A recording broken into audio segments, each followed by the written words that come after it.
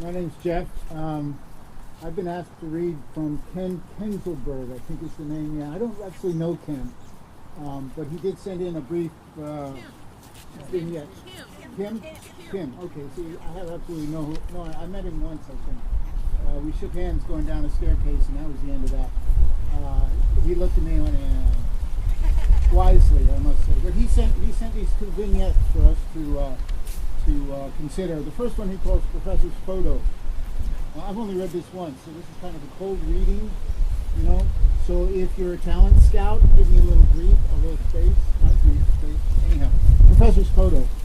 One of the first times that Ben gave a workshop to my students and me in Kansas City, sometime in the early to mid 1980s, he happened to notice in my office, which was a small alcove off my practice room, that I had 3 framed photos hanging on the wall next to my desk. 3 photos. The top one was a portrait of Ben, and the 2 underneath, which were arranged side by side, were a portrait of Professor and another of Professor's beautiful lady's hand. Most of us have seen those pictures at one time or another. The workshop went well as usual, demanding and exhilarating. The next day, after Ben went back to San Francisco, I was sitting at my desk and happened to look at the 3 photos. They had been rearranged. The portrait of Professor was on top, and Ben and Professor's hand were underneath.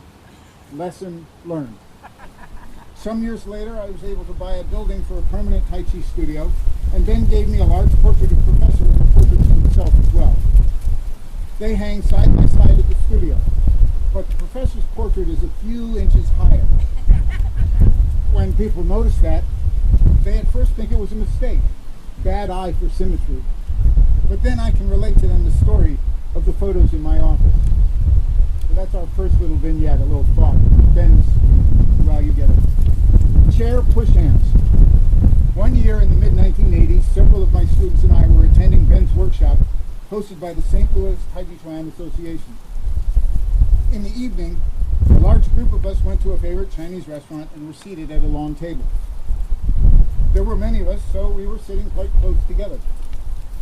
I happened to be sitting on Ben's right side. In those days, Ben would play freestyle push hands with some of us at the camps and workshops. But I was feeling disappointed because that hadn't happened this time.